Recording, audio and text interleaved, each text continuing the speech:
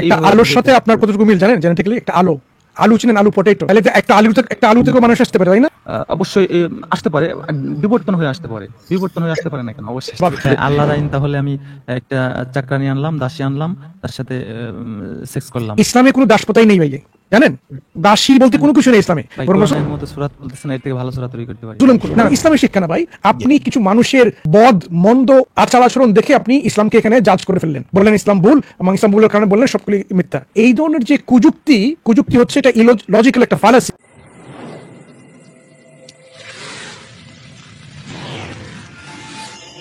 আমার যে বিষয়টা আমি যেটা বলতে চাচ্ছিলাম, পৃথিবীতে যত ধর্ম আছে আমার মনে হয় সব ধর্মই মিথ্যা। এর পিছনে আমি একটা প্রমাণ দাঁড় করাই, সেটা হচ্ছে, বা পৃথিবীর যত ধর্মই আছে, প্রত্যেকটা ধর্ম যখন আবিষ্কারিত হয়েছে মানুষের ভালোর জন্য আবিষ্কৃত হয়েছে। কিন্তু বর্তমান যে সিচুয়েশন, ধর্ম শুধু যুদ্ধ লাগাইতেছে। খ্রিস্টান এবং ইহুদিদের কিতাবে আছে, যুদ্ধের ময়দানে নারী, শিশু, বয়োবৃদ্ধ এবং পশু যাকে পাও তাকে হত্যা করো। এর একটা প্রমাণ, কিছুদিন আগে একটা ভিডিও আপনারা হয়তো দেখছেন, যে ইসরায়েলে একটা সেনাবাহিনী একটা ঘোড়ার উপরে একটা খাবার, মানে বস্তা খাবার নিতে দেবে না, এই জন্য ঘোড়াকে হত্যা করছে। এবং তারা এইভাবে হত্যা করে তো জেতার চেষ্টা করতেছে এবং জিতেও যাচ্ছে। যেমন আফগানিস্তান, প্যালেস্তান এইভাবে হত্যা করছে, কম্বোডিয়া এইভাবে হত্যা করছে মানুষ। এই যে একটা বিগ সমস্যা, এই ধর্ম মানে এই যে কৌশল ব্যবহার করে তারা যে জেতার চেষ্টা করে বা জিতেও যায়, গণহত্যা সবাই জানে। কিন্তু ধর্মের অপব্যবহার বা এই ধর্মের যে আয়াত, এগুলো ব্যবহার করে কিন্তু মানুষকে হত্যা করছে। এটা তো আপনারা দেখতেছেন। হিন্দুদের কথা বলি, হিন্দুরা গরুর গোশত খাওয়ার জন্য কিন্তু অন্য ধর্মের মানুষকে হত্যা করে। জানে না যে তারা যখন খাবার খায় তখন কিন্তু অনেক ব্যাকটেরিয়া তারা খেয়ে ফেলে এবং ধ্বংস করে। আর উদ্ভিদ খায়, তারা এটা বিশ্বাসই করতে চায় না যে উদ্ভিদের জীবন আছে, তারা ব্যথা অনুভব করে। যারা বোঝে তারা বোঝে, যারা বোঝে না সেটা তো তারা দেখেন উগ্রবাদী আচরণ করে। আর মুসলিমদের ক্ষেত্রে মুসলিমদের অনেক সমস্যা আছে। যেমন বাংলাদেশে মুসলিমদের কিন্তু মুসলিমরা হিন্দুদের উপর অত্যাচার করে, তার প্রমাণ আমি নিজেও দেখছি, আর আমি জানি, এটা আপনারাও জানেন। এই একত্ববাদী, বিশেষ করে যারা এটা বিশ্বাস করে, যেমন ইহুদি, মুসলিম আর যারা অন্যান্য যে ধর্মগুলো আছে, এইগুলা যারা বহুত্ববাদী গড আছে, এই ধর্মগুলোকে ঘৃণা করে। তার প্রমাণ যেমন বাংলাদেশ হিন্দু মুসলমানরা আপনার হিন্দুদের ঘৃণা করে শুধু একটা কারণে, বিশেষ করে তারা পূজা করে, এই জন্য তাদের বিরুদ্ধে বিভিন্ন কথাবার্তা বলে। অথচ নবীর নামে কথা বললে তাদেরকে হত্যা করার চেষ্টা করে। অথচ অনেক হুজুর আছে যারা মূর্তি পূজার বিরুদ্ধে মানে কথা বলতেছে, তাদের বিরুদ্ধে কিন্তু হিন্দুরা কিছু বললে মানে খারাপ হয়ে যায়।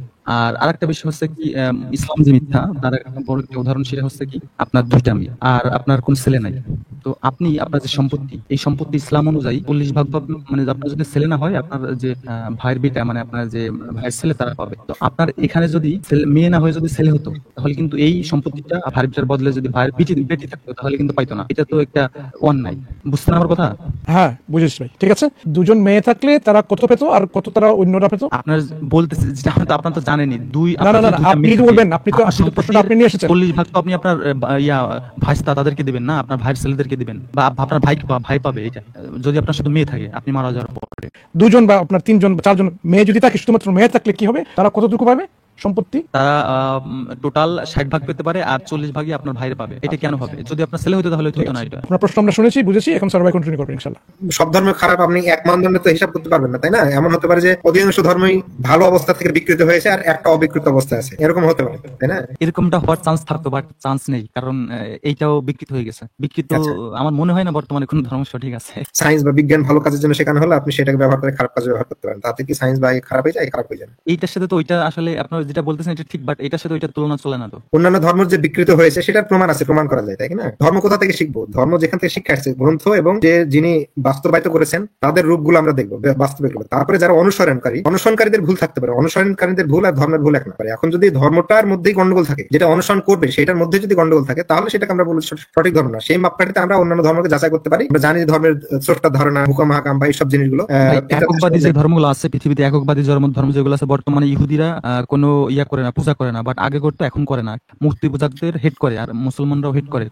দেখুন, সব ধর্ম মিথ্যা এই কথাটা সরাসরি ফলো করে না। কারণটা হলো যে ধর্ম সঠিকও থাকতে পারে। তারপর আরেকটা জিনিস বলেছেন, ধর্ম আবিষ্কার তো না। ধর্ম যদি স্রষ্টার পক্ষ থেকে আসে, ধর্ম যখন আমরা বলি তখন মানুষের তৈরি ধর্ম আর স্রষ্টার পক্ষ থেকে ধর্ম, দুই ধরনের ধর্ম ভাগ করা হয়। 3 নম্বর একটা করতে পারেন যে স্রষ্টার পাঠানো ধর্ম, তারপরে মানুষ বিকৃত করে মানুষ নিজে অ্যাড করেছে, এক ধরনের ধর্ম তৈরি করেছে, যেটা স্রষ্টার ধর্ম থেকে কিছু বাদ দিয়েছে, কিছু রেখেছে আর নিজে জোর লাগিয়েছে। তো সব ধর্ম মিথ্যা, এই সম্ভাবনা সঠিক না। 1 নম্বর, ধর্ম ভালোর জন্য মানুষও তৈরি করতে পারে, আবার ধর্ম ভালোর জন্য স্রষ্টা দিতে পারে। স্রষ্টার পক্ষ থেকে যেটা আসবে, যে ধর্ম, সেটা সমস্ত মানব জাতির কল্যাণের জন্য আসবে। এটা হচ্ছে স্বাভাবিক কথা। সুতরাং সমস্যা হলো মানুষের প্রকৃতিতে, মানুষের লোভ, হিংসা অন্যের উপরে আধিপত্য করা, জুলুম করা, এটা হচ্ছে যে মানুষকে যে স্বাধীন ইচ্ছা শক্তি দেওয়া হয়েছে সেটার অপব্যবহারই হলো যে আপনার এই সমস্যার মূলে। এই সমস্যা মেটানোর জন্য স্রষ্টার পক্ষ থেকে আসল ধর্ম এসেছে, যে মানুষকে মানুষের জন্য খারাপ যে প্রবৃত্তি, খারাপ যে বৈশিষ্ট্য সেগুলো বাদ দিয়ে সঠিক রাস্তা চলতে পারে। সঠিক রাস্তা চলার জন্য প্রথমে করতে হবে মানুষের স্বাধীন ইচ্ছা শক্তিকে নিজের মতো অপব্যবহার না করে সেটা যিনি সর্বোচ্চ উত্তম সর্বোন্নত তার কাছে আত্মসমর্পণ করতে হবে, তার ইচ্ছাকে মেনে নিতে হবে। তার ইচ্ছা অনুসারে যখন মানুষ নিজে ইচ্ছা করবে তখন মানুষের দ্বারা তখন সঠিক কাজ বা স্রষ্টার যে ভালো ধারণা তৈরি করেছেন, ভালো মন্দ ঠিক করেছেন, সেই ভালো মন্দ ঠিক করার ভালোটা অনুসারে চলতে পারবে। এখন আমাদেরকে বুঝতে হবে তাহলে স্রষ্টার পক্ষ থেকে আসা কোনো ধর্ম আছে কিনা, এটা বোঝার জন্য আমাদেরকে সেই ধর্মটাকে বিশ্লেষণ করতে হবে যে স্রষ্টার পক্ষ থেকে এখানে যে স্ক্রিপ্টার এসেছে সেটা কি প্রমাণ আছে স্রষ্টার পক্ষ থেকে আসার। হ্যাঁ, আমরা দেখেছি যে ইসলামের পক্ষ থেকে যে প্রমাণ মুসলিম ভাই আলোচনা করেছেন ডিটেলসে, যে ইসলাম হচ্ছে একমাত্র অবিকৃত অবস্থায়, স্রষ্টার পক্ষ থেকে তো এসেছেন, অবিকৃত অবস্থায় আছে, মানুষের কোনো হস্তক্ষেপ হয়নি। তাহলে এটা বোঝা গেল যে প্রথম শর্ত স্রষ্টার পক্ষ থেকে আসা তো আছেই, কিন্তু অবিকৃত অবস্থা আপনার কাছে পৌঁছতে হবে, যাই আসুন না কেন। তো অবিকৃত অবস্থা আপনার কাছে পৌঁছেছে ইসলাম, মানে অবিকৃত অবস্থা বলছে তার গ্রন্থ এবং তার শিক্ষা। তারপরে দ্বিতীয় প্রমাণ থাকতে হবে যে সেই যে অবিকৃত শিক্ষা বা গ্রন্থ আপনার কাছে পৌঁছেছে সেটা আপনি এখন যাচাই বাছাই করে বলতে পারবেন যে এটা স্রষ্টার পক্ষ থেকে এসেছে। এখন ধর্ম একটা জিনিস আর অনুসরণ একটা জিনিস। অনুসরণ করতে গিয়ে মানুষ ভুল ভ্রান্তি করতে পারে, ধর্মকে বুঝতে পারে ভুল করে, ব্যাখ্যা করতে পারে ভুল করে, ডিস্টরশন করতে পারে ভুল করে। এইটা হলেই কিন্তু ধর্মটা খারাপ হয়ে গেল, বরং বলবো ডিস্টরশন যে বা বিকৃত যে রূপ সেটা হলো খারাপ।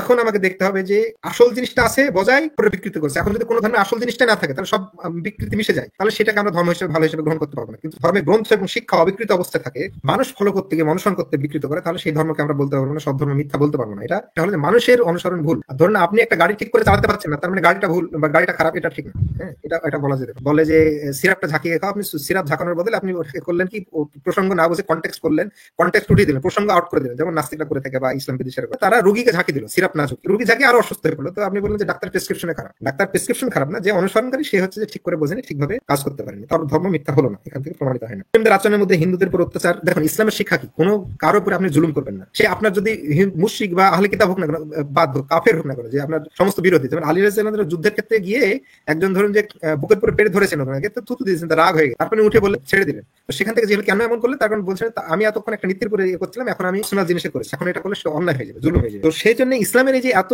স্ট্রিক্ট শিক্ষা, এরপরে মানুষের উপর অত্যাচার করা প্রচন্ড ভাবে নিষিদ্ধ। এরপরে ধরুন সংখ্যালঘুর অধিকার রক্ষার ব্যাপারে বা অন্যান্য জীবের রক্ষার ব্যাপারে ইসলামের বাড়তি গুরুত্ব আছে, বাড়তি শিক্ষা আছে। এরপরে ধরুন যারা নিজস্ব ক্ষমতা জাহিরের জন্য, জমি জায়গা দখল করার জন্য এখানে ব্যক্তিগত পার্থিব স্বার্থ নিয়ে এসে এখন অসহায় মানুষের উপরে, সংখ্যালঘু মানুষের উপর অত্যাচার করে, তারা তো ইসলামের শিক্ষার বাইরে চলে যায়, তাই না? তাদের কাজ দেখে তো আপনি ইসলাম যাচাই করবেন না, তারা তো ইসলাম অনুসরণ করছে না, তারা তো ওই কাজটা করার সময় শয়তানের অনুসরণ করছে বা নাস্তিকবাদ অজ্ঞবাদের যে নীতি সেটাকে অনুসরণ করছে। তো আল্লাহর সৃষ্টি হিসাবে সবার ন্যূনতম মর্যাদা আছে, তারপরে দয়া করতে হয়। যতক্ষণ না অন্যায় করে অপরাধী করে প্রমাণিত হয় ততক্ষণ পর্যন্ত আপনি তার বিরুদ্ধে লাগতে পারবেন না। তার আগে একটা মানুষকে ভালো মানুষ হিসেবে ধারণা করতে হবে, তার মর্যাদা দিতে হবে, আদম সন্তান সে যেই হোক না কেন। তো এইটা হলো যে ইসলামের শিক্ষা। এখন আমাদের যে সাম্প্রদায়িক পরিবেশ ডিভাইন্ডেড রুল পলিসির ফলে গেছে, ফলে আমরা বুঝতে পারছি সেখানে কিছু লোক স্বার্থান্বেষী লোক যখন নিজের দোষ করে ধরুন যে মারামারির জন্য সম্প্রদায়ের ভিত্তিতে অন্য মানুষকে ডাকে, যে একটা সাধারণ হিন্দুর বাড়িতে আক্রমণ করতে হবে, অন্যায়ভাবে জুলুম করতে হবে, বা একটা সাধারণ মুসলিমের বাড়িতে আক্রমণ করতে হবে। এটা আমাদের ভারতে অন্যরকম, আপনাদের দেশে অন্যরকম। এটা অন্য জায়গায় শুধু ধর্মের ভিত্তিতে না, ধরুন ইউরোপে একসময় ঝামেলা চলতো বা অন্য জায়গায় এই যে জাতিগোষ্ঠী রঙের ভিত্তিতে, ভাষার ভিত্তিতে আক্রমণগুলো হয়, এটা ধর্মের দোষ না, এটা হলো মানুষের দোষ। মানুষ এগুলো বিকৃত করে। যেমন ইসলামের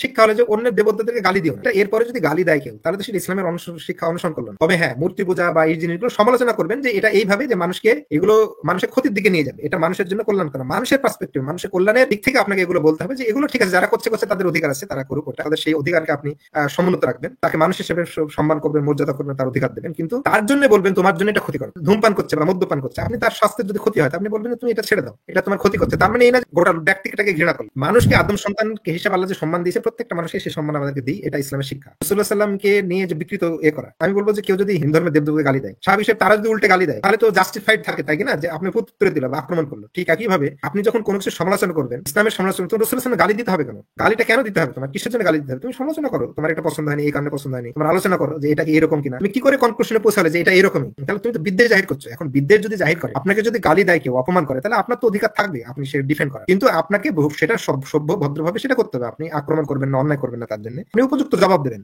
এটা হলো ইসলামের শিক্ষা। রাসূলুল্লাহ সাল্লামকে গালি দেওয়া, ইসলামকে গালি দেওয়া অন্যায় ভাবে, এগুলো অন্যায়। কোনো সভ্য মানুষ এগুলোকে বলতে পারেন একটা মুক্ত চিন্তা, বা এটা বলতে পারেন না যে এটা কোনো সভ্য স্বাধীন বাকচর্চা। রাসূলুল্লাহ সাল্লামের সময় অনেক লোক রাসূলুল্লাহ সাল্লাম সম্পর্কেই খারাপ ধারণা পোষণ করতো। তারা যখন রাসূলুল্লাহ সাল্লামের সংস্পর্শে আসলো, তারা সঠিক ধারণা পোষণ করতে শুরু করলো। মসজিদে প্রস্তাব করে দেওয়া থেকে শুরু করে, এক বুড়ি তো যাচ্ছিল যে রাসূলুল্লাহ সাল্লামের সামনে নামে খুব খারাপ কথা শুনেছিল, সেই রাসূলুল্লাহ সাল্লাম নিজে বোঝা তুলে দিলেন। এই একই জিনিস মুসলিমরাও এটা করতে পারে। কেউ যদি মারা যায় এবং দুইটা ওনার মেয়ে সন্তান থাকেন, তাইলে আপনার ধারণা মতে ওনারাই ফুল পাবেন, তাই তো? কেন ওনারা 2/3 পাবেন, তাই তো? ফুল না পাক 90% পাবে বা 10% আপসা হিসেবে পাইলো বা হ্যাঁ, ঠিক আছে। আপনি তো বারবার চেঞ্জ করে ফেলছেন, আপনি নিজেও জানেন না ভাই কতটুকু পাবেন। হ্যাঁ, কোন সময় না বলছেন না আমি জানি, 40%। আমি এর ভুক্তভোগী, এই জন্যই তো আমি জানি ভাই। আচ্ছা, কত পার্সেন্ট পায় তারা? এভারেজ 60% আর 40 ভাগই ভাইরা পায় যদি ইয়া না হ্যাঁ, থাকে। 60% 2/3 তারা পায়, তাই না? 2/3। আমি একটা জিনিস জিজ্ঞেস করি আপনারে, আপনার ধারণা মতে ইনহেরিটেন্স যেটা, এটা ব্লাড লাইন না রেসপন্সিবিলিটি, কোনটা? এইটা ব্লাড লাইন আর রেসপন্সিবিলিটিতে কোনো প্রশ্নই আসে না, কারণ এটা অবশ্যই ব্লাড লাইন তো অবশ্যই আছে,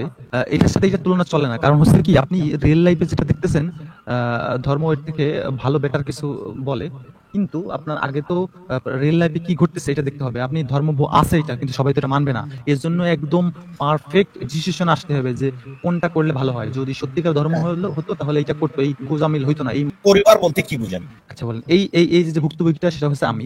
খালা হচ্ছে, মোট খালা মার হচ্ছে 3 বোন। হ্যাঁ, আমাদের কোনো মামা নেই। তো আমার চাচতো মামা, মানে আমার যে চাচতো নানা যেটা বলে, আমরা প্রথমে আমার নানা মারা যাওয়ার পরে ওইখানে তেমন একটা যাওয়া হয় নাই। পরে যখন জমি বা এইগুলা যখন আমার নানা মারা যায়, যখন আমার নানি শুধু বেঁচে আছে, হ্যাঁ, তখন যত জায়গা জমি বা সম্পত্তি এটা মানে ভাগাভাগি করতে গেছে, তখন তা আমার যে চাচতো মামা এবং আমার চাচতো নানা এরা বাধা দিচ্ছে যে তোমরা তো 60 ভাগ পাবো, আমরা তো 40 ভাগ পাবো, সেটা আমাদের বোঝাই দাও। পরে 5 বছর গেছে, কোনো বোঝাপড়া হয়নি। পরে আমাদের ওই 60 ভাগের সাথে যে 40 ভাগ তারা পাইতো, ওই 40 ভাগের সাথে জোরপূর্বক ওই 60 ভাগে দখল হয়েছে। তাহলে আমি মানলাম যে আফসা এটা কি ধর্ম যে আপনার আফসার মাধ্যমে একটা তৈরি হয় যে এটা দখল করা। আমি মানতাম যদি 10% থাকতো, এখানে 40 ভাগ দিয়ে পুরো জমিটাই দখল করে নিতেছে তারা। তো আপনার ধর্ম দেখতে হবে যে কোন ক্ষমতাটা কার বেশি। আপনি সেই সিচুয়েশন, আপনি তো এই সিচুয়েশনে পড়েন না ভাই, এটা তো বুঝবেন না ভাই। এটার সাথে ইসলামের সম্পর্ক কি? ইসলাম তো এটা এন্ডোর্স করতেছে। আমরা প্রত্যেকটা মানুষ একটা সোসাইটিতে বসবাস করি, এখানে আমাদের একটা পরিবার, একটা ছোট ইউনিট, সমাজটা হচ্ছে আমাদের বড় ইউনিট। এখানে শুধু আমার পুত্র, আমার সন্তান, এটাই আমার না। আমার বাবা আছে, আমার মা আছে, আমার ভাই আছে, আমার ভাইয়ের মেয়ে। এখানে আমরা একটা কালেকটিভ ইউনিটি। আমরা তো এখানে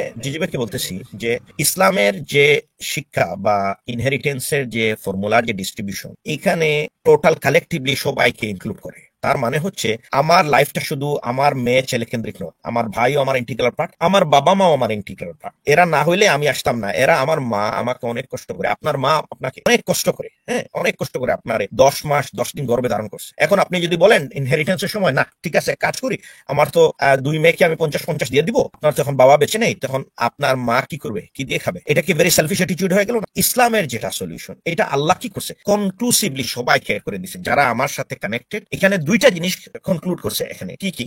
একটা হচ্ছে blood line, continuation blood line হচ্ছে আপনার ছেলে মেয়ে, আর একটা হচ্ছে রেসপন্সিবল পিপল, আপনার কানেক্টেড পিপল। এই দুইটা একসাথে করা হয়েছে। আপনারা কি করতেছেন? আপনারা বলছেন না আমি শুধু আমার ব্লাড লাইন নিব, আর বাকি যারা আছে তারা কেন পাবে? তারা কেন পাবে মানে আপনার নিজের এক্সিস্টেন্টটাই তো ওনাদের।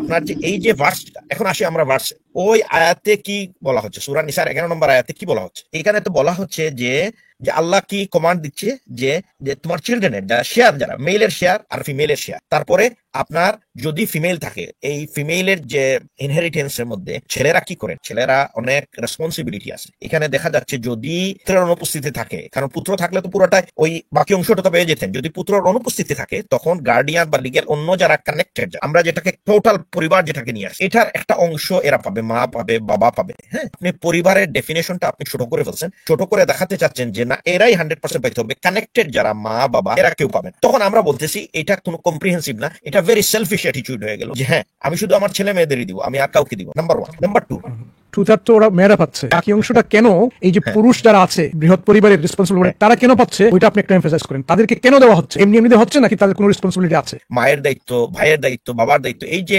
কালেকটিভ পরিবারের দায়িত্ব, এটা কোথা থেকে আসবে? এটা তো আলাদা কোনো ইনহেরিটেন্স নাই যে ওটা আমি কোনো অন্য একটা জায়গা থেকে নিয়ে আসলাম, আমি 100% দিয়ে দিলাম, তখন আপনার ওই পার্টটা কে দেখবে? তো এখন আমরা বলতেছি যে কালেকটিভ পরিবারের মধ্যে আপনার মাকে দিতে কেন অসুবিধা, বাবাকে দিতে কেন অসুবিধা? এরা কি আপনার কি পার্টনার, বা এদের বরণ পোষণের কে দায়িত্ব নেবে? আপনি এখানে বুঝেনই নাই কেন ওই টাকাটা তাদেরকে দেওয়া হচ্ছে। তাদেরকে দেওয়া হচ্ছে ওই কারণে তারা রেসপন্সিবল, তারা এখানে দায়ী, তাদের উপর এই দায়িত্বটা দেওয়া হচ্ছে। ওই টাকা থেকে তারা খরচ করে তারা লুক আফটার করবে। হ্যাঁ, কারণ তারা ওইখানে ওই পরিবারের এখানে পুরুষ যারা আছে তারা লুক আফটার করবে। এখন লুক আফটার তো করলোই না, বরং বাকি অংশটা দখল করে নিয়ে গেল, সম্পূর্ণ এখানে জুলুম করলো, এখানে নাই করলো, জুলুম করলো। এটা ইসলামের শিক্ষা না ভাই।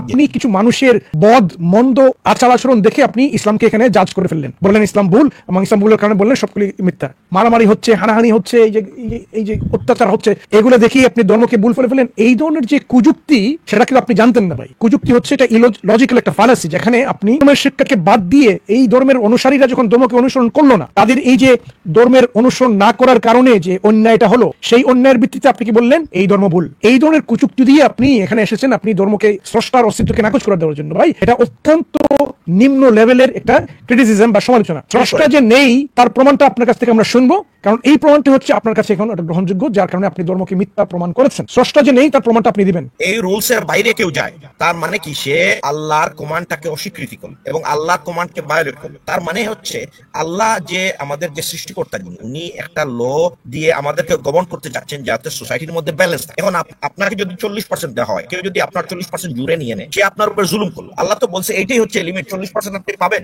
এর বাইরে আপনি কারো জুলুম করতে পারেন। এখানে কালেকটিভলি সকল পার্টির রেসপন্সিবিলিটি অনুযায়ী তাদের ওয়েলথকে ডিস্ট্রিবিউশন দেওয়া হচ্ছে। আবার দেওয়ার পরে আল্লাহ তাআলা এটার উপরে মানুষকে বলছেন যে তোমরা লিমিট ক্রস করো না। তারা লিমিট ক্রস করবা, তারা আল্লাহর চোখে কি এরা সিনফুল হবে। কারণ কি? কারণ আপনি তো একটা বড় জিনিস করে ফেলেন, আরেকজনের হক মেরে ফেলেন। তাইলে এখানে তো কোনো প্রবলেম নাই। এই ভার্সটাকে যদি আপনি টোটালি পড়েন আপ আনটিল আপনি 11, 12, 13 এগুলো পড়লে আপনাকে ফুল ক্লিয়ার হবে। আপনি দেখলেন একজন রহিম মিয়া নাম মুসলিম, কিন্তু সে জুলুম করতেছে, তার মানে কি ইসলাম খারাপ? এই ধরনের লজিকটা হবে ভেরি উইক। এখন রহিম মিয়াকে জিজ্ঞেস করতে হবে আপনি যে এই কাজ করতেছেন আপনি ইসলামের কোথায় বলছেন? তখন রহিম মিয়া কিন্তু আপনাকে কোনো ব্যাকআপ দিতে পারবে না। সে তখন বলবে না এটা আমি ইসলাম না, এটা আমার নিজের। তখন দেখা গেল রহিম মিয়া নিজেই বলবে আমি নিজেই এটা আমার তরফ থেকে করতেছি। তখন আপনারা বা অন্য যারা রহিম মিয়াকে লেভেল করছেন ইসলাম, এটা কিন্তু এটা হচ্ছে মিসআন্ডারস্ট্যান্ডিং অফ দ্য রিলিজিয়ন এবং মিসআন্ডারস্ট্যান্ডিং অফ দ্য সিচুয়েশন। এখন আপনি কি বুঝেছেন ভাই? আপনার কাছে আমরা শুনি এখন, তারপরে আপনার কাছে আসবো। এখানে স্রষ্টার যে প্রমাণ নেই তার প্রমাণটা আপনার কাছে চাইবো। অনেকে এখানে কমেন্টও বলতেছে যে আপনার সম্পত্তি যদি পেতেন তাহলে ইসলামিক কোড যদি থাকতো তাহলে পেতেন। হ্যাঁ, আমি কথাটা বুঝলাম। আমি আপনাদের একটা প্রশ্ন করি, সেটা হচ্ছে আপনার আজিজ ভাই, মনসুর ভাই, সরোয়ার ভাই, আপনার সম্পত্তি, আপনার ছেলে আছে, আপনার ধরেন একটা ছেলে, আপনি কি আপনার ভাইয়ের মেয়েকে আপনার সম্পত্তি দিবেন? তো দাঁড়ান ভাই, আপনাকে একটা প্রশ্ন করলাম আমি, আপনি বরং উল্টা আমাকে আরেকটা প্রশ্ন করলেন, ওইটাতে পরে আসছি। আপনি আগে যে উত্তরটা দেওয়া হলো এখানে, আপনি বলছিলেন সব ধর্ম মিথ্যা। কেন মিথ্যা? আপনি বলছিলেন মানুষের এই যে মন্দ আচরণ, অন্যায় আচরণের কারণে সব ধর্ম মিথ্যা। এর জবাব দিলেন সরোয়ার ভাই। তারপরে আপনি ইসলাম ধর্ম মিথ্যা হওয়ার জন্য আপনি যে যুক্তিটা এনেছিলেন এখানে, যে 1/2 দেওয়ার কারণে এখানে ইসলাম ধর্ম মিথ্যা হয়ে গেল, এখানে স্রষ্টার অস্তিত্ব নাকচ হয়ে গেল, সেটা আমরা ব্যাখ্যা করলাম। যে আপনি এখানে জানলেন না যে কেন ইনহেরিটেন্স ডিস্ট্রিবিউশন, উত্তরাধিকারের যে ডিস্ট্রিবিউশন কেন হয়। এগুলো হয় যারা পাবে তাদের কিছু দায়িত্ব থাকে, বিশেষ করে যে অংশ যারা পাবে, পুরুষরা যারা পাবে এই টাকা থেকে তারা কিন্তু এখানে দায়িত্বশীল হয়ে লুক আফটার করবে তারা। মেয়েরা যখন পেয়ে যাবে এগুলা, এই পয়সাটা তারা আর কাউকে দিতে হবে না তাদেরকে। এই পয়সা থেকে 1 পয়সাও 1 টাকা তাদেরকে খরচ করতে হবে না। কিন্তু যে পুরুষ কোন উত্তরাধিকার সূত্রে কোন টাকা পয়সা পাবে, তাদেরকে কিন্তু এই পয়সা ওই টাকা থেকেই খরচ করে লুক আফটার করতে হবে, দেখাশোনা করতে হবে, তাদেরকে মেনটেন করতে হয় ওই পরিবারের লোকদেরকে, যারা তার অধীনে থাকবে। এখানে যদি চাচা যদি থাকে, চাচাকেও কিন্তু দায়িত্বশীল হতে হবে এখানে। এখন যারা আছে, যে দুজন বললেন যে মেয়ে আছে, তাদেরকে লুক আফটার করার জন্য। এখন আপনার যে এই কুযুক্তিটা ছিল, এটা কি পরিষ্কার হয়ে গেছে যে আপনার এই কুযুক্তির কারণে কোনো ধর্ম মিথ্যা হতে পারে না, বরং ইসলাম ধর্ম মিথ্যা হতে পারে না? আপনি কি আমাদের সঙ্গে এখন এগ্রি করেন? ভাই, আপনি আপনার লজিক দিয়ে একটা নলেজ আমাকে দিচ্ছেন, বাট আমি তো আপনার সাথে সবসময় এগ্রি, মানে আপনার কথাগুলো অ্যাকসেপ্ট করব না। কোন জিনিসটাতে আপনার এখানে অসুবিধা আছে এগ্রি করার? আপনি আগে বলুন সেটা। একটা রেসপন্সিবিলিটি মানে থাকবে, একটা দায়িত্ব থাকবে পুরুষদের। আপনার যদি মেয়ে হয়, তাহলে আপনি যখন মারা যাবেন বা মারা গেলেন, আপনার মেয়েদের দায়িত্ব আপনার ভাইরা নিবে, বা আপনার ভাইস্তা, আপনার ভাইয়ের ছেলেরা নিবে। হ্যাঁ, পশ্চিমা ওয়েস্টার্ন কালচারে যে বা পশ্চিমা যেসব মেয়েরা আছে, ওই দেশে যেসব মেয়েরা, আপনারা তো থাকেন, আপনারা জানেন, তাদের তো এইটা করতে হয় না, এই দায়িত্বটা নিতে হয় না, মেয়েরা পারে। কি ধরনের যে কুযুক্তির সমাহার বা সম্ভার আপনাদের কাছে, এটা আমার অদ্ভুত লাগে শুনতে। আমি তো প্রযুক্তি দিলামই, আমি ধর্মের প্রযুক্তি আপনাকে দিলাম। না, আপনি ধর্মকে মিথ্যা প্রমাণ করার জন্য যে যুক্তিগুলো নিয়ে এসেছেন, সেগুলো হচ্ছে কুযুক্তি গ্রহণযোগ্য হয় না কারো কাছে, এটা বুঝেন। আপনি যে যুক্তি দেখালেন যে মানুষের অত্যাচার, অন্যায়ের কারণে একটা ধর্ম মিথ্যা, এটা একটা কুযুক্তি। কারণ ধর্ম তো বলছে না যে মানুষকে অত্যাচার করো, মানুষের উপর অন্যায় করো। ধর্ম শিক্ষা অন্যটা। এখন আপনি এই মানুষ যে ধর্মের অনুসরণ করলো না, সে অন্যায়ভাবে অত্যাচার করলো, তার ধর্মের অনুসরণের বিধানের বাহিরে গিয়ে, এটা প্রমাণ করে না এই ধর্ম মিথ্যা। এটা আপনি নিশ্চয়ই এখন বুঝেছেন, শিখেছেন। এটা গেল আপনার একটা পয়েন্ট। দ্বিতীয় পয়েন্ট হচ্ছে আপনি ইসলামের ব্যাপারে বলছেন যে ইসলামের এই উত্তরাধিকারের সূত্রের যে এখানে একটা নির্ধারণ কে কত হবে, এটা প্রমাণ করে ইসলাম ধর্ম মিথ্যা। আমরা বললাম যে আপনি এখানে রেসপন্সিবিলিটি, এই যে দায়িত্বশীলতা, দায়িত্ববোধ, সেটা আপনি না বোঝার কারণে এখানে ইসলামের এই যে বন্টন, এই বন্টনের মধ্যে আছে ন্যায়, এই বন্টনে মেয়ে আছে সুখ, শান্তি, প্রশান্তি। কেন? কিভাবে? যে এই দুটো মেয়ে কোনো কিছু করতে হবে না তাদেরকে, তারা 2/3 66.6% নিয়েই তারা এই টাকা যে কোনো ভাবে খরচ করতে পারে, তাদের নিজের। এই অংশে তার অন্য কারো হস্তক্ষেপ আসতে পারে না, 1 টাকাও কেউ ক্লেম করতে পারবে না, ধরতে পারবে না, নিতে পারবে না। এখন তাদের যে এখন ভরণ পোষণ, তাদের উপর দেখাশোনা মেইনটেনেন্স কে করবে? এই যে নিকটাত্মীয় পুরুষ যে আছে, চাচা আছে, চাচাতো ভাই আছে, তাদের উপর বর্তাবে। এই টাকাটা তাদেরকে দেওয়া হচ্ছে, তাদেরকে ওই টাকা দিয়ে তারা তো খরচ করবে, তারা নিজের টাকা খরচ করতে পারে। এখন আপনি বলবেন যে এটা একটা অন্যায় হয়ে গেল। কিভাবে অন্যায় হয়ে গেল ভাই? তারা তো তাদের তো নিজের টাকা খরচ করতেছেই, তারপরেও সম্পত্তি থেকে কিছু অংশ নিয়ে এই টাকাটা খরচ করলো আপনার নিজের যে মেয়েটা আছে তাদের উপরে।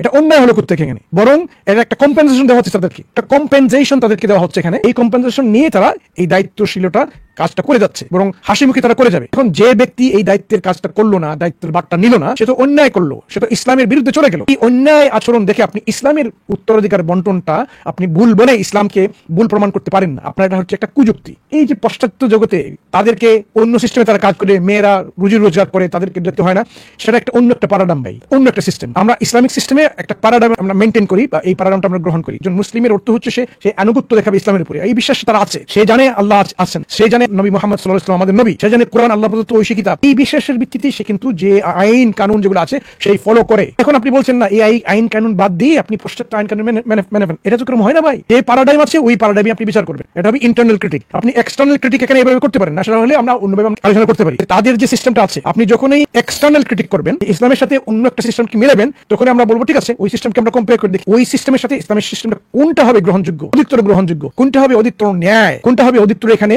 যে অ্যাকসেপ্টেবল এমন পর্যায়ে যে সবাই এটাকে বলবে যে আমি ওইটাই গ্রহণ করবো। আপনি যদি এই কম্পারেটিভ সিস্টেমে নিয়ে আসতে চান, নিয়ে আসেন, আমরা দেখাবো, এই লাইভে দেখাবো কেন আমাদের সিস্টেমটা অধিকতর গ্রহণযোগ্য। আপনাদের যে লজিক দিলেন যে আমার প্রযুক্তির জন্য ধর্ম মিথ্যা হতে পারে না, এটা আমি শুধু একটা যুক্তি না, আরো অনেক যুক্তি আছে, সেগুলো আসলে আপনাদের এর আগে কিছু কথা শুনছিলাম, সে যুক্তি আমার ক্লিয়ার হয় নাই। সব যুক্তি তো আসলে দেওয়া যায় না, দিলে তো অনেক সময়ের ব্যাপারে। আপনি ওয়েস্টার্ন কালচারের কথা যে বললেন, আপনাদের পশ্চিমা যেখানে থাকেন আপনারা জানেন বিষয়টা, তো ইসলামে তো আছে, কোরআনেও আছে যে পর্দা করে নারীরা কাজ করতে পারবে, নিজের কাজ নিজে করতে পারবে, নিজে পর্দা করে নারীরা চাকরিও করতে পারবে, চলতে পারবে। তো ধরেন একটা মেয়ে চাকরি করে নিজের কাজ নিজে চলতে পারতেছে, বা ওই মেয়েটা বিয়ে হয়ে গেছে, বিবাহিত হওয়ার পরেও তার তো কোনো দায়িত্ব নেওয়া পড়তেছে না, তার তো বিয়ে আগে হয়ে গেছে, তাহলে কেন জোরপূর্বক আপনার দেওয়া হচ্ছে?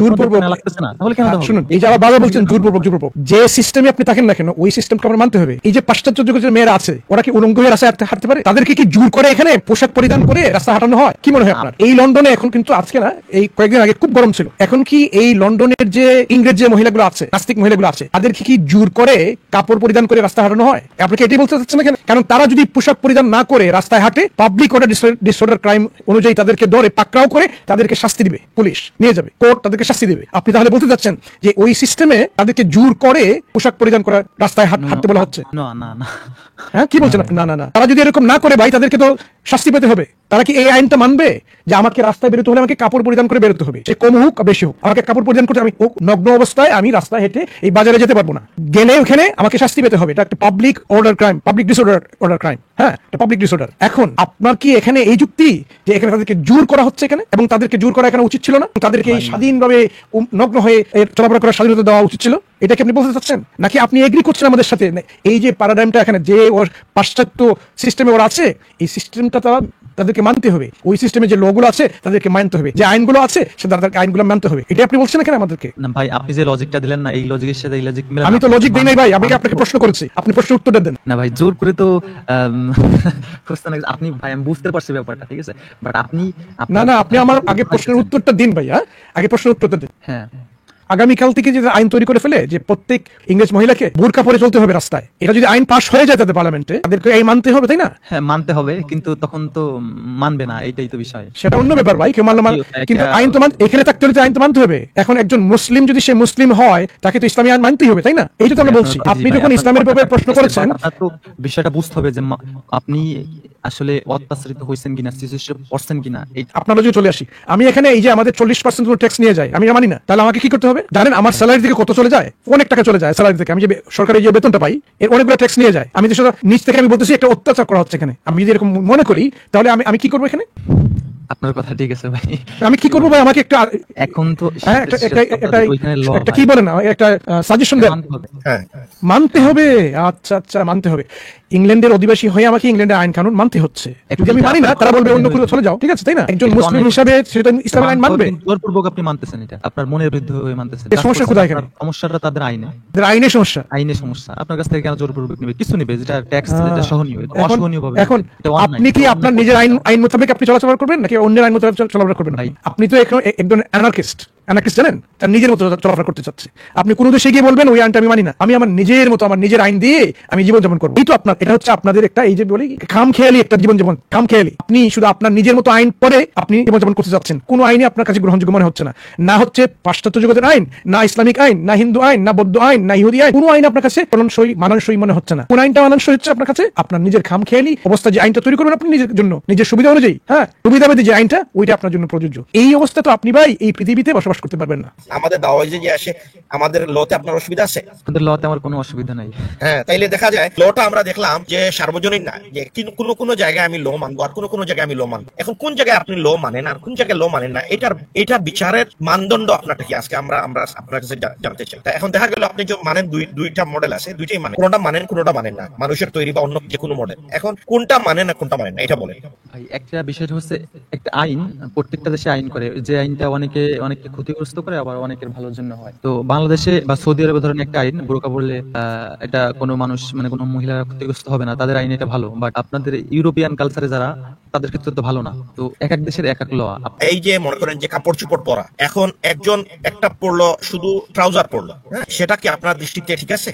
অবশ্যই ঠিক আছে, কেন ঠিক থাকবে না? আচ্ছা, একজন মনে করলো আমি শুধু ট্রাউজার পরবো না, আমি সমস্ত বডিটা আমি কভার করে ফেলবো, আমি শুধু চোখটাকে খোলা রাখবো, এটাতে আপনার তার সমস্যা ইচ্ছা, আছে? আমার কোনো সমস্যা নাই, তার ইচ্ছা। তাইলে না, এখানে তাইলে তো এটা আপনার কোনো ধর্মের সমস্যা নেই। সমস্যা, এটা ধর্মের সমস্যা। ধর্ম একে অন্যকে চোখে দেখতে না পারে না না। না না, ধর্মের মাধ্যমে আপনি বলেন ধর্মে এখানে কোন জায়গায় সমস্যা? এখানে ধর্মে যদি বলতো এখন আপনি হাফ প্যান্ট পরে আসেন, তার মানে কি ধর্ম ঠিক? আর বোরকা পরার কারণে কি ধর্ম না না, খারাপ হয়ে গেল? আমি ওইটা বলি নাই। আপনি ধরেন হিন্দুদের মতে বোরকা পরা তাদের কাছে খারাপ লাগে এবং এটা ভালো না। তো কোন কারণে মুসলিমদের আমাকে কাছে বুঝতে হবে বোরকা ভালো। যে আচ্ছা, ঠিক আছে, এটা কি কাপড়ের সমস্যা, স্কিনের সমস্যা, না এটা কোনো অবজেক্টিভ কোনো মানদণ্ড আছে যে আচ্ছা ঠিক আছে এটা আমরা মানদণ্ড, এটা ধর্মের একটা মানদণ্ড আছে, ল আছে, যে সেইটা সমস্যা। কোন আইন ন্যায় আর কোন আইন অন্যায় এটা কিভাবে নির্ধারণ করবেন আপনি? এটা একটা মানদণ্ড, মানে একটা সমতার মানদণ্ড আছে, বুঝছেন ভাই? আপনি এখন হ্যাঁ, সমতা ছাড়া যদি অসমতা সমতা বলতে করেন কি তাহলে বোঝাচ্ছেন? সমতা বলতে কি বোঝাচ্ছেন আপনি?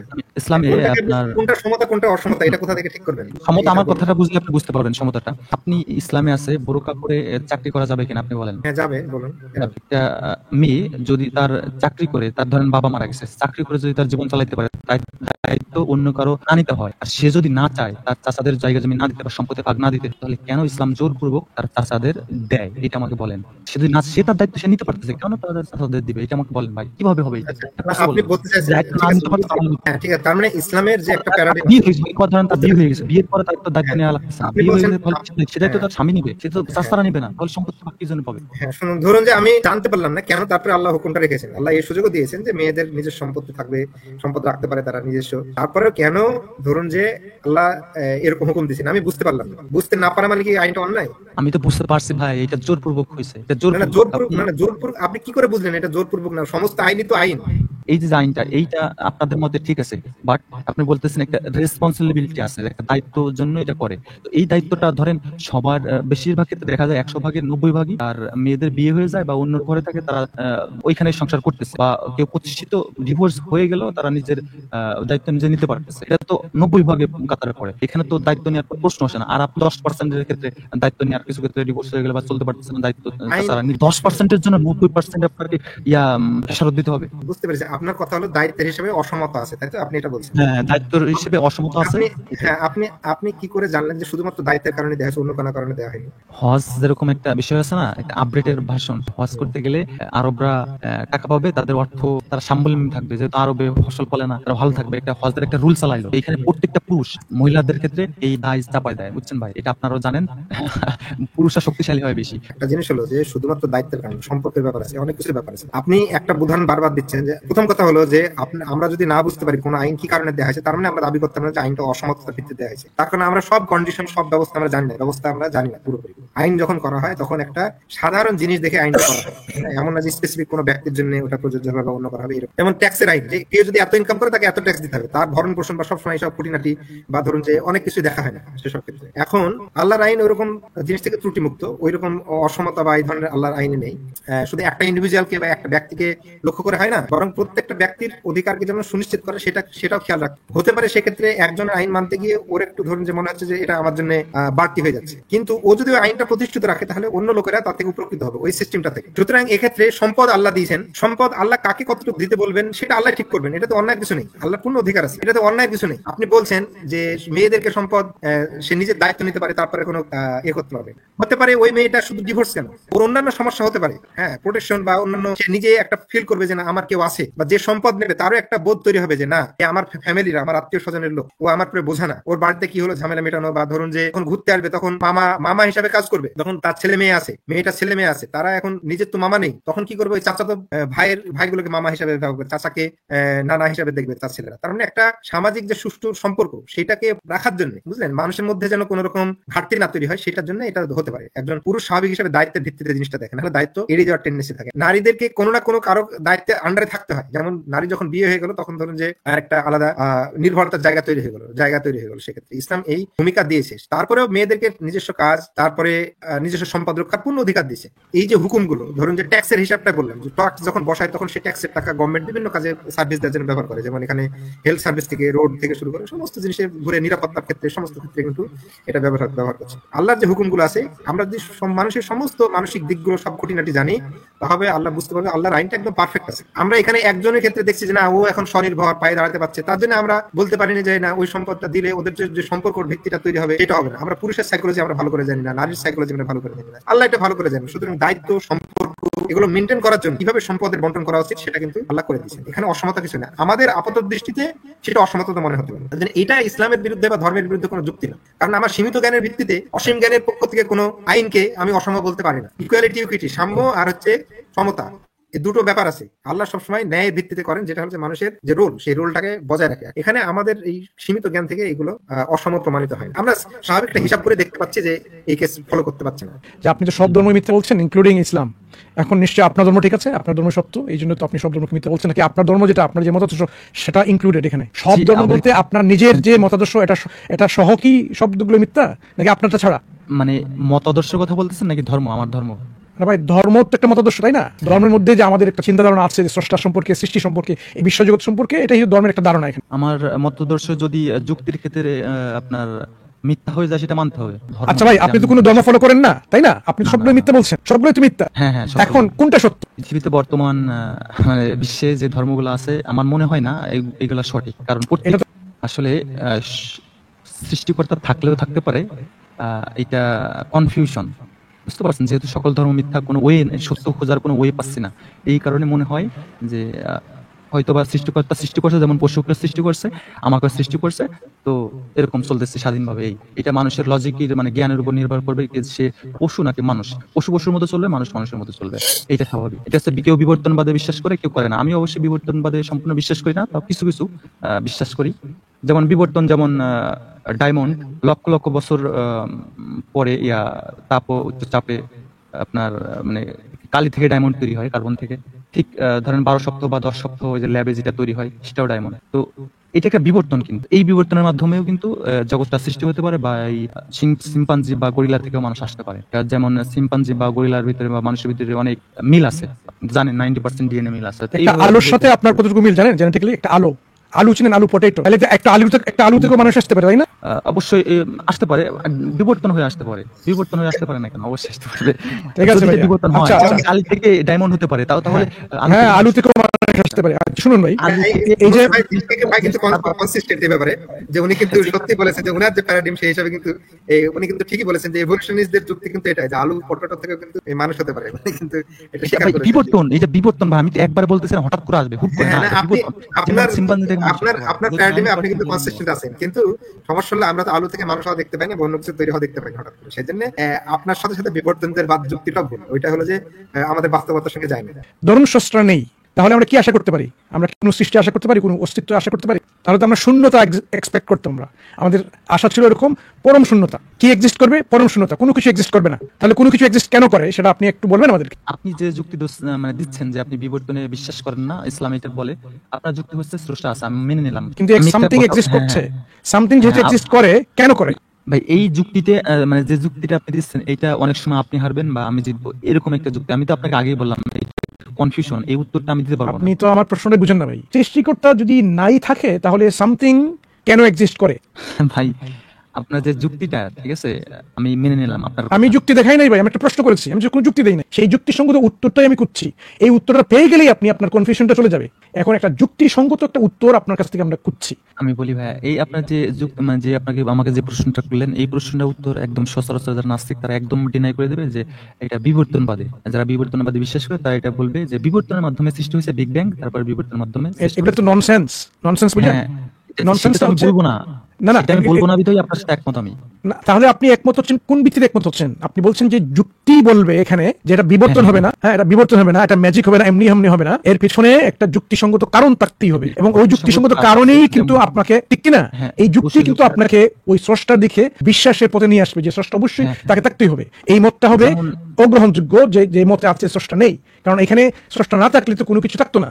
কিন্তু যেহেতু কোনো কিছু এক্সিস্ট করে, এটা তো এমনি এমনি হতে পারে না, বিবর্তন তো অনেক পরে হয়েছে। শুধুমাত্র কিছু জিনিস এক্সিস্ট করতো, ওই এক্সিস্টেন্সটা কোথা থেকে আসলো? ল, প্রিন্সিপলস, হ্যাঁ এগুলো এক্সিস্ট কোথা থেকে আসলো? কারণ স্রষ্টা তো নেই, নিজেই তো নিজে কোনো ল তৈরি হতে পারে না। যেমন একটা হাইওয়ে কোড নিজে নিজে তৈরি হতে পারে না, আমরা এর উদাহরণ দিলাম। কিন্তু আমাদের ফিজিক্যাল ইউনিভার্সে এরকম একটা ল আছে, যে ল এর কারণে, যে আইনের কারণে কিন্তু আমাদের বিশ্বের এই যে রূপান্তরটা হলো, আজকে আমরা এই বিশ্বের এই পজিশনে আছি। এই লটা আসলো কোথা থেকে যদি স্রষ্টা না দেখেন? আমার মতে, বা যারা এটা একদম যাচাই বাছাই করে বা ধর্ম পড়ছে তারা বুঝে ধর্মগুলো আসলে মানুষের তৈরি, মানুষের প্রয়োজনে মানুষ তৈরি করছে। এখানে তো ভুল আপনাদের অনুমানটা, আপনাদের যাচাই বাছাই এই এখানে আমি- সমস্যা আছে। তো যদি সৃষ্টিকর্তা একদম মানে যদি আমার মনে হয় যেটা যে সৃষ্টিকর্তা সবকিছু সৃষ্টি করছে আমাদের এই ইউনিভার্সে, বাট সৃষ্টিকর্তা যে এটা মানে অন্যায় করলে বা হত্যা করলে শাস্তি দিবে পরকালে, এরকমটা আমার মনে হয় না। কারণ যদি এরকমটা মনে হইতো তাহলে একটা, ধরেন একটা সিংহ আপনাকে খেয়ে নিল, সিংহ কি শাস্তি পাবে? অবশ্যই না। বা একটা ব্যাকটেরিয়া খেয়ে নিল, পাবে না। আপনি একটা গাছকে হত্যা করলেন, এটা শাস্তি কিন্তু আপনি পাবেন না, কারণ এটা আপনি আপনার ধর্ম অনুসারে ন্যায়ত্বতা দেখাচ্ছেন যে ওটা হত্যা করা যাবে আপনার প্রয়োজন অনুসারে। কিন্তু সে তো তার কষ্ট অনুভব করতেছে, যেটা আপনি অনুভব করতেছেন না। তো আপনার এটা বোঝা দরকার যে আপনার ক্ষেত্রে এটা অন্যায় না, তার ক্ষেত্রে এটা অন্যায়। সে মনে করতেছে আমাকে হত্যা করতেছে, সে অন্যায় করতেছে। আপনার এখানে আপনার একটা বোঝার বিষয় আছে, আপনার একটা একটা সন্তান আছে, একটা সন্তান বোবা হাবা, ধরেন কথা বলতে পারে না, প্রতিবন্ধী, আর একটা সন্তান ভালো। তা আপনি কি বলবেন যে আমার এই সন্তানটা রাখবো, এই সন্তানটা মেরে ফেলবো, বা এই সন্তানটা মারা গেলে আমার কোনো দায়বদ্ধতা নাই, বা আপনি কষ্ট পাবেন না? আপনি তো দুজনকে মারলেই কষ্ট পাবেন, অথচ যে সন্তান প্রতিবন্ধী সে মারা গেলে আরো বেশি কষ্ট পাবেন। দুনিয়াতে কত কষ্ট করছে, আবার সে মারা গেলে আবার মনে কষ্ট পেলেন। এই বোবার মতো গাছপালা তো বোবা, পশুও বোবা। তা আপনি একটা পশুকে খাচ্ছেন বা গাছপালাকে খাচ্ছেন, ক্যাটাগরি মিস্টেক, আরেকটা কুযুক্তি নিয়ে আসছেন ভাই, ক্যাটাগরি মিস্টেক। আপনি এখানে মানুষের সাথে আপনি দেখুন ভাই, আপনাদের যে ধর্মের উপরে আপনাদের যে সমালোচনা, আমরা বারবার বলছি ভাই, ধর্মের উপরে সমালোচনা আপনারা যখন করবেন কুযুক্তি নিয়ে আসবেন না। এই যে ক্যাটাগরি মিস্টেক করছেন এখানে, আপনি এই যে গাছপালা অন্যান্য পশু পক্ষের সঙ্গে মানুষের সঙ্গে মিলিয়ে নিচ্ছেন। আপনি কি এই শাকসবজি খান? অবশ্যই খাই। এটা যদি না হইতো তারা ব্যথা অনুভব করতো না, বা আরে ব্যথা ভাই, অনুভব করলেও গাছ তো ব্যথা অনুভব করে, তাই না? এই যে গাছগুলো আপনি খেলেন, ফল ফুল নিয়ে আসলেন, তাদের কাছ থেকে পেরে নিয়ে আসলেন, গাছের তো একটা ব্যথা হচ্ছে এখানে। হ্যাঁ, কেন কেন করছেন এটা এরকম? আপনি যেহেতু এখন জানেন, আপনি কেন করছেন এটা? সৃষ্টিকর্তা আমাদের সৃষ্টি করতে, কিন্তু এর কোনো দায়বদ্ধতা না। আরে আরে আসতে দাঁড়ান, আপনি তো সৃষ্টিকর্তা বলছেন, সৃষ্টিকর্তা এরকম করতো না, তাহলে এরকম যে হচ্ছে, যেহেতু এই সৃষ্টিকর্তা তো সেই সৃষ্টিকর্তা না। এখন কথা হচ্ছে যে আপনি যদি জেনে শুনে এই কাজগুলো করেন, আপনি কেন ভাই উদ্ভিদ খাবেন? এইটাই তো লজিক, যে এইটা সৃষ্টিকর্তা কোনো ধর্ম মানে সৃষ্টি করে না যে তোমরা এইটাই মানো, এইটা তোমাদের মানতে হবে, নাহলে শাস্তি দেবে, এরকমটা না। সৃষ্টিকর্তা একটু আমি বুঝতে পারছি না ভাই, আপনি এখানে তাদেরকে বলছেন তারা কষ্ট পাচ্ছে, কিন্তু তারপরে খাচ্ছেন। আমি যে কোনো মাছ মাংসের কথা আনি নাই, শুধুমাত্র শাকসবজির কথা আনছি। তারা তো কষ্ট পায়, উদ্ভিদরা কষ্ট পায়, ব্যথা পায়। এখন আপনি কেন এটা জেনে শুনে খাচ্ছেন কেন? স্রষ্টাকে দোষ দিচ্ছেন কিন্তু আপনি নিজেই খাচ্ছেন। আপনি নিজে খাচ্ছেন কেন ভাই? আমি তো না খেলে আমি মারা যাবো, এই কারণে তো আমি আচ্ছা, তাহলে আপনি মেনে নিচ্ছেন যে এই আমাদের এই বিশ্বজুড়ে একটা সিস্টেম আছে, এই সিস্টেমে যে আমরা যদি না খাই তাহলে আমরা মারা যাবো, তাহলে এই সিস্টেমটা এভাবে তৈরি করা হয়েছে। তাহলে আপনি বলতে চাচ্ছেন এমন একটা সৃষ্টি এরকম হওয়া উচিত ছিল যেখানে কেউ কাউকে খাবে না, ব্যথা দেবে না, তাই না? এই তো আপনার এরকম একটা আমি মানে চাচ্ছিলাম যে আচ্ছা, এটা হবে, এরকম হবে, কেউ কোনো ব্যথা পাবে না, এটা হবে জান্নাতের জীবন। কিন্তু ওই জান্নাতে যেতে হলে কিন্তু আপনাকে কিছু এখানে পরিচয় দিতে হবে, এখানে যে আপনি আসলে ওই জান্নাতের যোগ্য কিনা। এবং এখানে পরিচয় দিতে গেলেই কিন্তু আপনাকে এই অবস্থা আসতে হবে। আপনি যদি ব্যথা না বুঝেন, হ্যাঁ, আনন্দ না বুঝেন, এর মধ্যে পার্থক্য না বুঝেন, তাহলে তো আপনাকে পরীক্ষা করা যাবে না। পরীক্ষার ক্ষেত্রে ব্যথা এবং আনন্দ দুটো সম্পর্কে আপনাকে জানতে হবে, এবং এই জন্যই এই অবস্থাটা এরকম আছে। এই জন্য এরকম বাঘ হরিণ খেয়ে খাচ্ছে, আপনি উদ্ভিদ খাচ্ছেন। এই জন্যই এটা পরীক্ষার একটা ক্ষেত্র, আপনি বুঝতে পারবেন এখানে। যদি এরকম কিছু না হতো তাহলে আপনাকে পরীক্ষা করা যেত না, আপনি নিজেই বুঝতে পারতেন না আমি পরীক্ষা উত্তীর্ণ হয়েছি কিনা, কারণ আপনি তো কোনো কিছু ডিফারেন্সিয়েশন করতে পারতেন না, ভালো মন্দের পার্থক্য করতে পারতেন না। স্পেসিফিক যে ধর্মটার কথা বলতেছেন যে তাহলে তো আপনার পৃথিবীতে 800 কোটি মানুষ আছে, তার 200 কোটি ধরেন মুসলিম আর 600 কোটি অন্য ধর্মের লোক, তাহলে সৃষ্টিকর্তা কেন ইসলাম ধর্মের সকল শিশুকে জন্মগ্রহণ করায় নাই? তো সকল শিশু যদি ইসলাম ধর্মে জন্মগ্রহণ করে কিন্তু আপনার পরীক্ষাটা হয় যায় না ভাই। দেখুন, অনেক মানুষ আছে ইসলাম ধর্ম জন্মগ্রহণ করে সে অন্যায় কাজ করছে, বরং তার পরীক্ষাটা অনেক কঠিন হয়ে যাচ্ছে। কালিমা একবার পড়লে সে একদিন না একদিন জান্নাতে যেতে পারবে, তাই না? না, কালিমা পড়লেই তো হয় না ভাই, কে বলছে আপনাকে এটা? কালিমা পড়লেই হয় না, কালিমাকে অন্তর্নিহিত ভাবে এটা বুঝতে হবে, এই জ্ঞান নিয়েই তাকে মৃত্যুবরণ করতে হবে। শুধু কালিমা লা ইলাহা ইল্লাল্লাহ মুহাম্মাদুর রাসূলুল্লাহ এটা এই দিনের স্লোগান দিলে হবে না। কোরআনের শিক্ষা হচ্ছে ফা'লাম আন্নাহু লা ইলাহা ইল্লাল্লাহ, আপনাকে জানতে হবে। একটা স্লোগান বলা আর জানা এর মধ্যে রাত আর দিন তফাৎ। নন মুসলিম পরিবারে জন্মগ্রহণ করে তার অনেক সহজ হয়ে গেছে তার জীবন ব্যবস্থা। এখন কথা হচ্ছে খেয়ে কোথায় জন্মগ্রহণ করলো, সেই জন্মগ্রহণ এটা ইরেলেভেন্ট মনে করে যে তার যে ইন্টালেক্টটা দেওয়া হয়েছে এখানে, তার যে জ্ঞান বুদ্ধি, তার যে বুদ্ধিমত্তা, তার যে আকলটা দেওয়া হচ্ছে, সেই আকলটা সে ব্যবহার করলো কিনা এবং কিভাবে ব্যবহার করলো এর ভিত্তিতেই কিন্তু তার এখানে পরীক্ষাটা নেওয়া হচ্ছে। বুঝতে পেরেছেন? সে যদি এখানে এই পরীক্ষা উত্তীর্ণ হয়, যে জীবনটা আপনি চাচ্ছেন সেই জীবন সেভাবে। আল্লাহর আইন, তাহলে আমি একটা চাকরানি আনলাম, দাসী আনলাম, তার সাথে সেক্স করলাম। ইসলামে কোনো দাসপ্রথাই নেই ভাই, জানেন? দাসী বলতে কোনো কিছু নেই ইসলামে, বরং রাসূল সাল্লাল্লাহু আলাইহি ওয়াসাল্লাম বলেছেন যে বলে যে আমার দাসী এরকম আছে, দাস আছে তাকে বলতে দেওয়া সুযোগ দেওয়া হবে না। ইসলামে দাসপ্রথা নেই। এটা আপনি বলতেছেন শিওর তো? আমি লাইভে বলছি না এখানে, আমি লাইভে বলছি না। কিন্তু আপনি কোথায় লাইভ দেখেন? একটা আয়াত নিয়ে আসেন তো কোরআনে এরকম বলছে দাস আছে আপনার। আয়াত নিয়ে আসেন। আমার মনে না আপনি এখানেই আলোচনা করছেন আয়াত নিয়ে, আরো আগে আরো হ্যাঁ, ইসলামে কোনো দাসপ্রথা নেই, ঠিক আছে? কোনো দাসপ্রথা নেই। ইসলামে যুদ্ধবন্দীদের যে পুনর্বাসন পদ্ধতি সেটা ইসলাম দেয়। এখন দাস নিয়ে যে আপনারা একটা অভিযোগ তুলেন সেটা সম্পূর্ণ অনু ইসলামিক, এটা ইসলামের সাথে কোনো সঙ্গতিপূর্ণ না। এখন যদি যুদ্ধবন্দীদের সম্পর্কে কি, তাদেরকে কিভাবে পুনর্বাসন হয়, তাদের আইন, তাদের উত্তর, তাদের যে অধিকারগুলো কি আছে সেটা অন্য একটা প্রশ্ন, আমরা আলোচনা করতে পারি। কিছু আলোচনা করেছি, যুদ্ধের ময়দানে যে দাসের লজিকটা আপনি দিলেন, ওই যুদ্ধ ময়দানে তো কোনো দাস বলতে কোনো কিছু নেই ভাই। ইসলামে তো দাস প্রথা বলতে কোনো কিছু নেই, আপনি এটা মানতে পারছেন না কেন? ইসলামে আছে যুদ্ধবন্দী এবং যুদ্ধবন্দিনী, মিলকুল ইয়ামিন মা মালাকাত আইমানুহুম, what your right hand possesses. এটা হচ্ছে ইসলামের সংজ্ঞায়, ইসলামের ব্যাখ্যায়।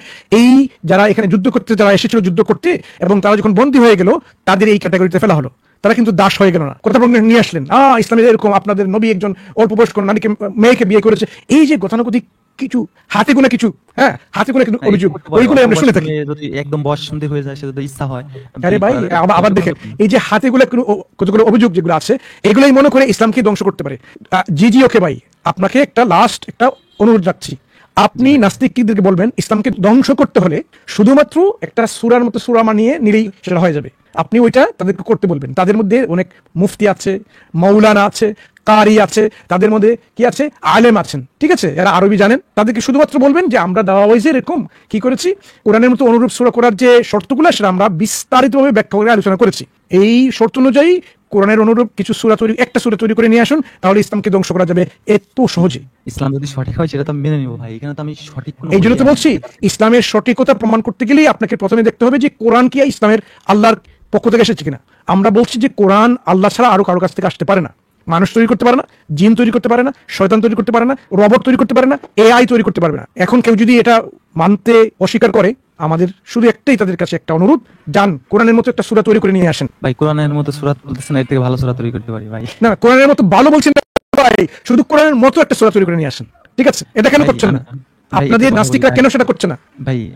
যারা এই অতিরিক্ত ধর্মভীরু যেসব রাষ্ট্র মুসলিমরা আছে, বা মুসলিম না শুধু অন্য রাষ্ট্রের যারা অতিরিক্ত ধর্মভীরু বা অন্য কোনো সাপোর্ট পায় না, তারা খুব খারাপ পরিস্থিতির মধ্যে যাবে এবং মারাত্মকভাবে ক্ষতিগ্রস্ত হবে। তার উদাহরণ আপনি দেখতেছেন প্যালেস্তাইন এবং মুসলিম বিশ্ব। আবার কিছু ক্ষেত্রে কিন্তু সেকুলারের দিকে যাচ্ছে। নাস্তিকরা কেন কোরআনের মতো অনুরূপ সূরা তৈরি করে না, তার উত্তরটা আপনি দিচ্ছেন প্যালেস্তাইনে কি হচ্ছে না হচ্ছে। এটা শুনুন ভাইয়া, ক্রিটিক্যাল থিংকিং হচ্ছে খুব অত্যন্ত গুরুত্বপূর্ণ একটা অবস্থান মানুষের পক্ষে, মানুষের জন্য। আমাদেরকে ক্রিটিক্যালি থিংকিং করতেই হবে। এই যে ক্রিটিক্যাল থিংকিং একটা ব্যাপার, এটা নাস্তিকরা করে না। তারা বলে যে আমরা ক্রিটিক্যাল থিঙ্কার কিন্তু ব্যবহার করি না। এটা যে কেউ করতে পারবে, বাট সেটা তো আপনি মেনে নেবেন না ভাই। আরে ভাই, আগে আপনি তাদেরকে বলবেন এটা করে নিয়ে আসার জন্য, তারপরে নিয়ে আসবেন আমাদের দেওয়া হয়েছে। এখন পর্যন্ত কেউ তো আসে নাই। আমরা তো ওই গত রামাদান থেকে আমরা চ্যালেঞ্জ করে আসছি প্রতি লাইভ স্ট্রিমে। আজকে ঈদুল ফিতর তো গেল, ঈদুল আজহাও চলে গেল, আরেকটা ঈদুল ফিতর চলে আসবে কদিন পরে। কেন ভাই আমরা আমাদের লাইভ স্ট্রিমে কেউ সূরা নিয়ে আসতে পারছেন না? ভাই অলরেডি শিয়ারা একটা সূরা তৈরিও করছে ভাই, এটা আপনারা জানেন, যদিও প্রোপাগান্ডা। কোন শিয়ারা তৈরি করছে, কোন সূরা তৈরি করেছে, নিয়ে আসেন ভাই, আমরা একটু দেখি। শিয়ারা তৈরি করছে, এটা গুজবও আছে, প্রোপাগান্ডাও আছে। ওইটা নিয়ে আসুন, যে নাস্তিকগুলো সচরাচর যেগুলো আছে, যেমন আসাদ নূর, তারপরে নাম বলতে আরো হবে না কিছু ভাই, নাম আছে। বলতে হবে না। আরো কিছু আছে, এই বদমাশগুলোর লাইভ স্ট্রিম আমি দেখি না, এদের কথা আমি শুনছি। এরা গালাগালি শুধু করবেন না ভাই, গালাগালি করবেন না। এরা শুধু ইসলাম বিদ্বেষী ঘটায়, মানে অন্য ধর্মের পক্ষ নয় কিন্তু ইসলামের বিরুদ্ধে বলে, এদের পক্ষ আমি না। কারণ প্রত্যেকটা ধর্ম দেখতে হবে কোন কোন ধর্ম কি বলে। ও হিন্দু খারাপ করলে তাদের কথা বলে না, শুধু মানে তাদেরকে একটু দিক উল্লেখ করে ভালোই বলে, কিন্তু শুধু এরা ইসলামের বিরুদ্ধে লাগে। তো এদের কথা আমি বিশ্বাস করি না ভাই। সূরাতুন নূরাইন আল্লাতী কি করে ইয়াজামু ফারিক মিনাশ শিআ আন্নাহা মিনাল কোরআনুল কারীম, যে এই সূরাতুন নূরাইন কারা এরকম অনুমান করে, এমন একটা শিয়া একটা গোত্র যেটা কোরআন শরীফের অন্তর্ভুক্ত। দিরাসা তাহলিলিয়া উসলুবিয়া, এই যে একটা অ্যানালিসিস আপনি বলবেন এখানে তাহলিলিয়া উসলুবিয়া, হ্যাঁ উসলুব ভাষা শৈলীগত একটা স্টাডি, এখানে একটা গবেষণা। এই গবেষণায় ডক্টর ইব্রাহিম রিওয়াদ উনি দেখিয়েছেন যে এই সূরা না ইসলামের কোরআনের স্টাইলিশ সঙ্গতিপূর্ণ, না এটাকে কোনোভাবে বলা যাবে এটা একটা সূরার একটা অনুকরণ। উনি এটা প্রমাণ করে গেছেন বা এখানে এই যে বলে গেছেন দেখিয়ে তাদের এই যেমন সূরার ওয়াল্লাযীনা কাফারু মিন বাদি মা আমানু, এই যে সূরার একটা ইমিডিয়েট সূরার একটা অংশ। তারপরে কেন বলেছেন যে উসলুব অনুযায়ী সেটা কেন কোরআনের ইসলামের সাথে মিলে না, এটা এই বইটা আপনারা পড়ে নিতে পারেন। এই নামটা আমি দিলাম এখানে, দেখবেন ওখানে সূরাতুন নূরাইন দিরাসা তাহলিলিয়া উসলুবিয়া ডক্টর ইব্রাহিম আওয়াদ। তারপরে আসবেন আমাদের সঙ্গে আলোচনা করে বলবেন যে এই সূরাটা আসলে কোরআনের অনুরূপ, ঠিক আছে? এটা ইসলামের ভাষা, এটা প্রোপাগান্ডা, এই সূরা তারা মানে না বা ওরা বিশ্বাস করে। আপনি তো প্রথম বলছিলেন এরকম শিয়ারা তৈরি করে ফেলেছে, তাই না? আপনি বলছিলেন প্রোপাগান্ডা হচ্ছে, যাই হোক, কিন্তু বাস্তবতা হলো যে এই যে অ্যাটেম্পটেড একটা কাজ, এখানে যে অনুরূপ করার একটা কাজ সূরার মতো নিয়ে আসা, শিয়ারা করলো বা নাসরিক করলো সেটা যায় আসে না। এই যে প্রোডাক্টটা, এই প্রোডাক্টটা কোনোভাবেই কোরআনের অনুরূপ হয়নি। এটাই হচ্ছে এই গবেষণার মূল যে উপসংহার আপনি বলতে পারেন, কনক্লুশন বলতে পারেন, যে উসলুব অ্যানালিসিস করলে দেখা যায় এটা কোরআনের মতো কোনোভাবেই সেটা সমতুল্য কোনভাবে স্টাইলিস্টিকলি হতে পারে না। আপনি তো আনেন নাই, আমি নিজে আনলাম, আপনার পক্ষ থেকে নিজে আনলাম। লাস্ট একটা কথা বলে শেষ করব, সেটা হচ্ছে কি আপনাদের মতে, আপনাদের মানে আপনাদের মাইন্ড কি, আমার কি মনে হয় জানেন? আপনারা ভাবেন কি যে সব নাস্তিক মনে হয় এক? না, আমরা এটা ভাবি না ভাই, এই জন্য তো আমরা বলছি, আপনি যখন এদেরকে গালিগালাজ করছিলেন আমি বলছিলাম এখানে গালিগালাজ করবেন না। আপনি নাস্তিকদের ভিডিও দেখেন, আমি দেখছি, আমি যেটা দেখি যে বাংলাদেশি নাস্তিক বা যারা এই নাস্তিকতাবাদে বিশ্বাস করে এরা বেশিরভাগই ওয়েস্টার্ন মানে যাওয়ার জন্য একটা ফায়দা করে। তারা ভালো বলবে, তাদেরকে নাগরিকত্ব দেবে এরকম, বা ইসলাম বিদ্বেষী করলে টাকা পাবে, শেখ হাসিনার কাছে আগে পাইতো, এরকম একটা ধারণা নিয়ে তারা ইসলাম বিদ্বেষী ঘটায়, যেমন আসাদ নূর বা অনেক অনেক অনেক আছে। নাম বলতে আমি হবে না। এদের সাথে মানে অ্যাকসেপ্ট না, মানে এদের সাথে একমত না, এবং এদেরকে আমি প্রচন্ড ঘৃণা করি। এরা শুধু ইসলাম বিদ্বেষী করে, অন্য ধর্মের বিদ্বেষে কথা বলে না, বললেও তা সীমিত করে, ইসলামের বিরুদ্ধে যেভাবে বলে।